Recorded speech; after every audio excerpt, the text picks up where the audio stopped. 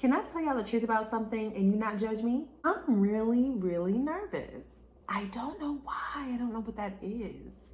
I'm a person who's pretty transparent. I'm pretty open, but this is absolutely going to be the most vulnerable I've ever been. Welcome to a new series that I'm starting on my channel called Life After Divorce. Hey y'all, my name is Shannon Ray.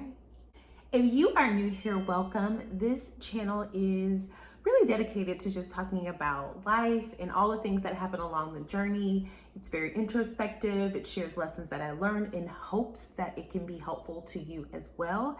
Typically, I'm a little bit more lighthearted, a little bit more upbeat and jokey because that's just how I am in real life. But today is a more sensitive subject. It is the biggest thing that's taken place in my life thus far. I want to tell the story because one, I really hope that it can help somebody else. And two, I'm ready. So just a few ground rules, so to speak, or a few clarifying points before I jump into this story. One, my goal is absolutely not to bash my former partner. That is not what this is about. That is not what I have the desire to do. That is not anything that I'm interested in doing, but I do want to make sure that this is an honest reflection of what my experience was, of what I learned. And so over the next few videos, I'm hoping to share just parts of this experience that can maybe be helpful for other people, but also add some clarity around how to maybe treat folks who might be going through similar situations, how to walk with them through these situations, and also how to take care of yourself if you're someone who's going through a situation like this. God has shown up for me in the most amazing ways during this time, and that is the perspective that I want to bring to this. There's a verse in the Bible that talks about beauty for ashes, and I am absolutely living proof of that. Woo! Here we go. You can tell I'm nervous. I'm holding on to this pillow. Also, I noticed that I was very green today. I have a green velvet couch in my living room, and then I'm also wearing green, but it's like one of my favorite colors. Purple is my favorite color, but like green is like a close second because it reminds me of my birthstone. Who cares? I didn't think so. All right. I never thought that I would be someone who would have a divorce. And I don't think anybody does for the most part, right? I can't speak for the entire human race, but I don't really believe that anybody goes into a marriage expecting it to fail. I'm not a mother yet, but I always hear the phrase that you don't understand what it means to be a mom until you become a mom. I also believe that you don't really understand what it means to be married until you're in a truly committed, long-term, riding the waves of ups and downs relationship until you actually have one of your own. When you're speaking about it from a Christian perspective, when you look at marriage as more than just a legal institution, but a covenant between you, God, and your partner, there is a level of seriousness and respect around it, or it should be, that you enter your marriage with. And I absolutely was that person. I was fortunate enough to grow up in a two-parent household with an amazing mom and dad. Did a really good job of showing us what it meant to build, what it meant to create life together, what it meant to stay committed to your family and also put your family above all else. My parents have been married for 42 years, and it is something that I am quite honestly proud of and inspired by all the time. I never had the desire to emulate their marriage, but I would absolutely be lying if I said I didn't want my own version of it. I still do to this day. I respect marriage. I think it is a beautiful thing when you can find a partner who you truly build a life with, and it is something that remains in my prayers. In 2020, before everything hit, before the world literally stopped and stood still, my ex-partner and I made the decision to move forward with our plans for marriage. We had been talking for months about moving forward in that next step, and it felt like the right decision to make. In hindsight, of course, were there red flags? Sure. Probably a field of flags that I mistook for flowers, but that's another video for another day. I think that sometimes you make choices about partners based on what you believe that you can handle rather than what you actually need for the life that you want. Our wedding was scheduled for April 3rd of 2020, and it was maybe about 2 or 3 weeks before that date that coronavirus was just wreaking havoc, shaking everyone to their core, causing a lot of concern. I used to fly around all the time. I had a job, or I still have that job, but at the time, the nature of the job made me travel a lot. I was always out of town. I was typically gone in a week, at least 3 days in that week. I would be hopping from state to state. I really enjoyed it. It was fun. It was a great opportunity to meet new people. But I do think it is one of the reasons why some of those flags I either ignored or didn't think that they would be so bad, and some of them I just straight up missed. I was coming back from New York when I got the news that coronavirus was hitting. There might be a chance that we might actually shut down. That Monday, things got shut down and we had to make a decision about what we were going to do. I have so many times played this back in my mind about that moment where we made the decision to move forward with having a ceremony. I remember how badly I wanted to continue to speak up about not feeling comfortable, not feeling like it was worth it.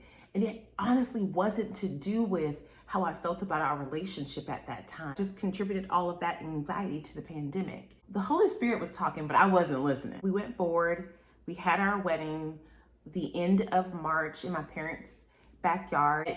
We got married the end of March. It was about 6 weeks later when I first discovered the impossible to ignore neon flashing light that this was not the right person for me. I was shocked. I was heartbroken. I had realized that not that I had made a mistake in that moment, although I did immediately feel that, but that I was going to have to work really hard to make this work. I was gonna have to become something different, become someone different than who I was in order to stay. I found something that was very inappropriate. I found some proof, some evidence that things had been happening outside of my relationship that were boundaries that I feel you do not cross, that most people would agree with. My initial reaction was to accept that challenge, to help us get through this, to work hard, to figure out a way to repair whatever it was inside of him that was causing the actions. And this is not an excuse, but he came from a very different background from me. And so I do think that I gave a little more grace than maybe I should have, but I still saw a person who was worth fighting for, and we had taken these vows. And those vows meant the world to me. I was serious. I had every plan, every intention of being in a forever marriage. Marriage and forever were synonymous for me. This is such a pivotal turning point because I didn't even take a beat to heal from the hurt that had happened. We continued to try. We continued to be as sweet as we could to each other. We were doing our best to remind each other why we were even together in the first place. And it felt insane. We were supposed to be in this honeymoon-like state, but instead I felt like a prisoner. And I'm not trying to be dramatic. I'm not trying to be hurtful, but think about what was going on for us. All of us in this world, we were safe at home, but we were now together all the time with the people that we have chosen to do life with. And I was with a partner who very quickly, I was realizing I didn't really know. There were moments where I felt really confident that we would overcome that. That was a one-time thing. We'll be able to continue to push through. We ended up having a really beautiful ceremony, which I had a lot of guilt about, but I always think about how I really wanted to not but I felt like we had to. I felt like we needed it in order to really solidify our marriage. We'd already taken the vows, we'd already signed the paperwork. I laugh about that because somewhere down the road, I'm going to tell you about that. But we'd already done what it was essentially what I thought we were supposed to do to be married. If I'm being really honest about it, I believe that I was putting more confidence in myself to make it work rather than leaning on God to show me the way. Sometimes I think that with age, I'm in my 30s, I was overconfident in what my abilities were, and I was putting myself in roles that God belongs in. I was in a constant state of, honestly, confusion because I couldn't understand why we couldn't get along. As the months went on, I did end up finding us in the same situation, finding things that were boundary breakers, that were trust breakers. I began to wonder who I was as a person. I began to wonder about my choices. I began to wonder about my actions. I was finding myself screaming and yelling. I've never done that before in any romantic relationship. I've never done that in friendships, not with my parents, not with my brother. I just couldn't understand why I was so angry all the time. But of course, in retrospect, it was because I was constantly feeling disrespected. I was constantly feeling abandoned. I was constantly feeling like I didn't have a partner. And abandonment is interesting because yes, he absolutely was still there in the house. He was coming home, but I was left to my own devices to figure out how to handle what has happened in our relationship. I was expected to just move forward. Confusion started to give way to feelings of true darkness and isolation. I wasn't going into the office anymore. I wasn't traveling anymore. I was barely able to see my parents, barely able to see my friends. And those things were what helped reinforce who I believed myself to be and how I saw myself. I was struggling in my job. I was struggling in relationships. I was talking to folks less and less. I was less and less honest. I was lying. I was smiling all the time, but I was really lying about the fact that I was always hurting. Luckily, the one thing I did get right was turning to God in prayer. Was first, help me do this. Help me be a better wife. Help me understand him better. Help me to love him more correctly.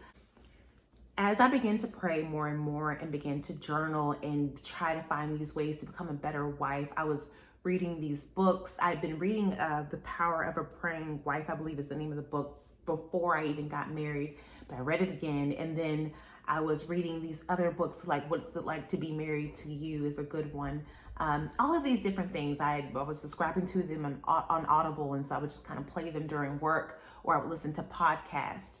During this time, Woman Evolve by Sarah Jakes Roberts, that podcast brought me one of the few glimpses of joy that I had during the pandemic and during that relationship, because it was reminding me of purpose and it was stirring something in me that I couldn't ignore. And it made me start my own YouTube channel back in December of 2020. It might sound funny or even vapid, but that was the turning point for me.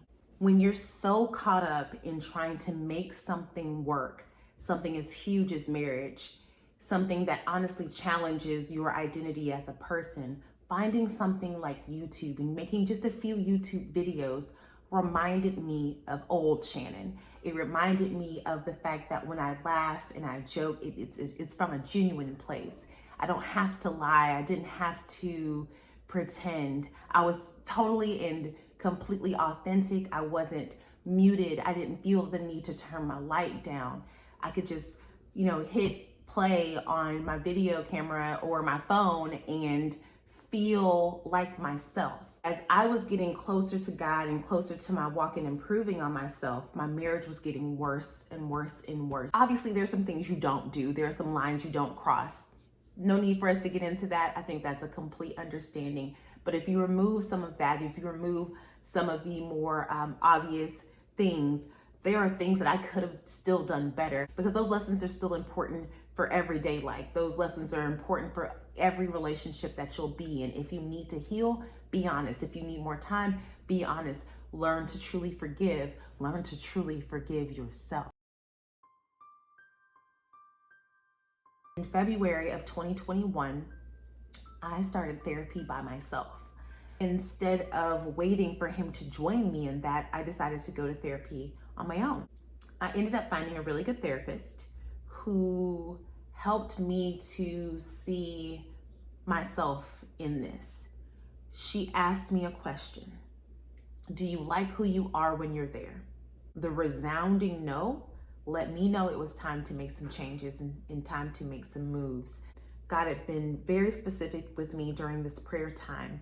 You know, we talk about unprecedented times with the world and the pandemic, but that was an unprecedented time in my life with my communication with God. You know, sometimes being in the dark heightens your other senses, and I feel like I could feel God in a much more tangible way.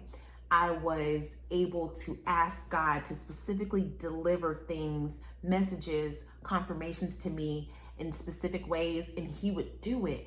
And it was not always what I wanted to hear, but it was what I needed to start to get the process of moving my feet forward. Something changed within me. Not only was I in therapy, but I was done. I didn't know what that was going to look like. I didn't know what was next.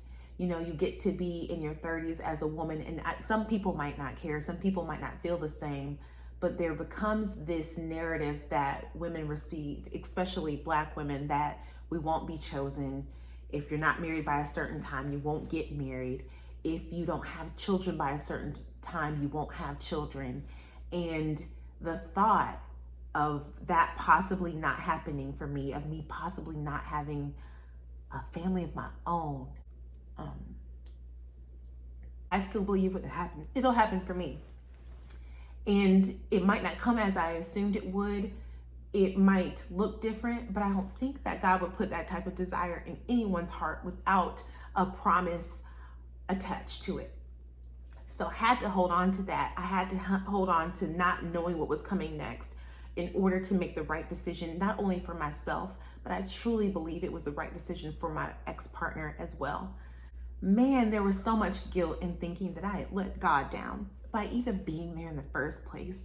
And then I was going to turn around and have a divorce on top of that. I wanted to be able to say, if we don't make it, that I tried every single thing that I could think of to do.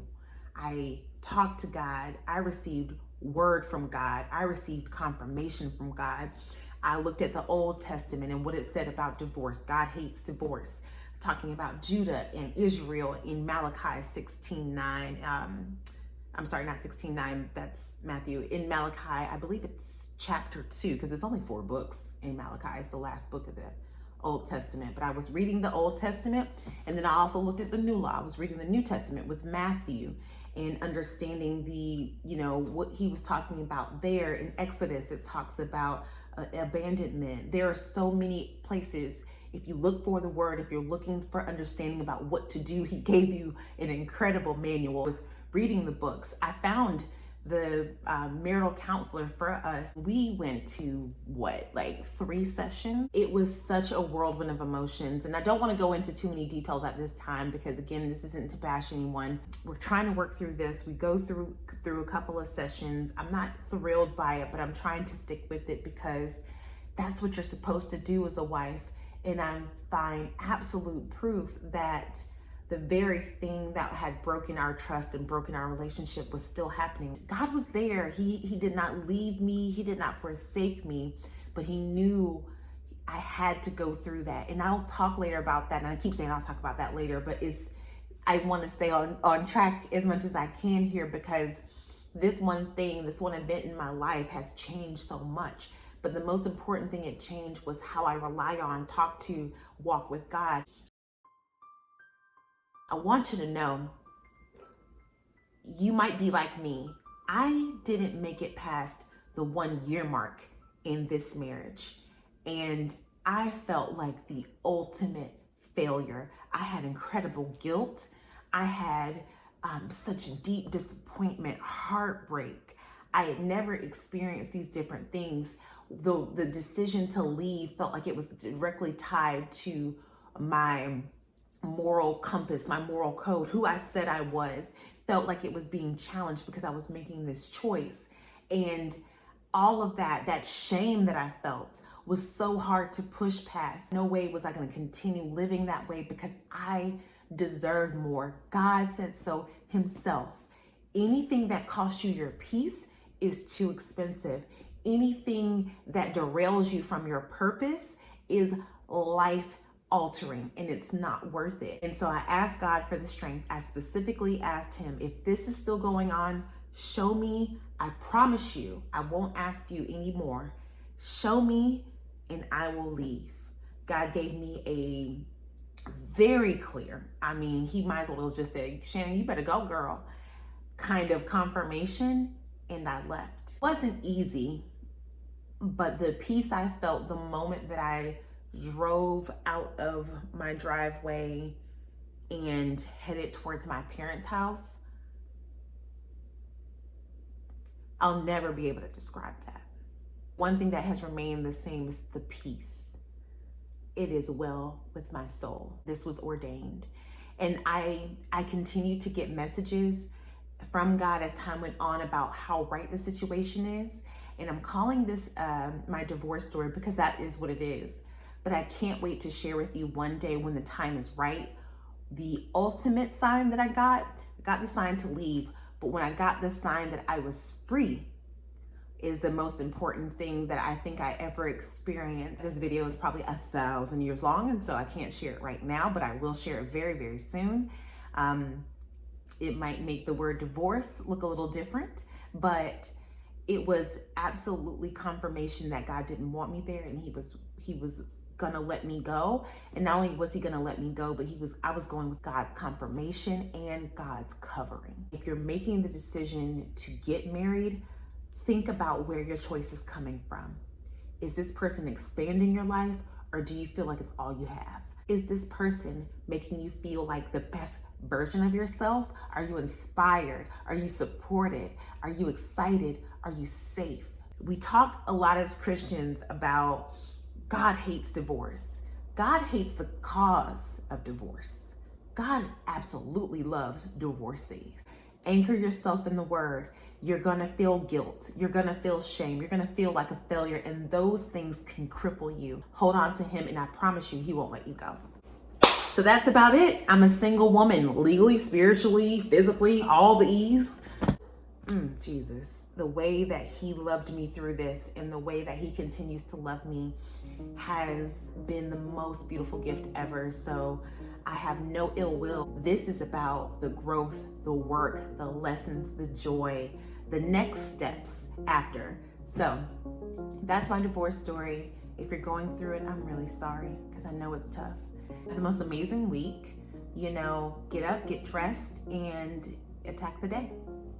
Bye, y'all.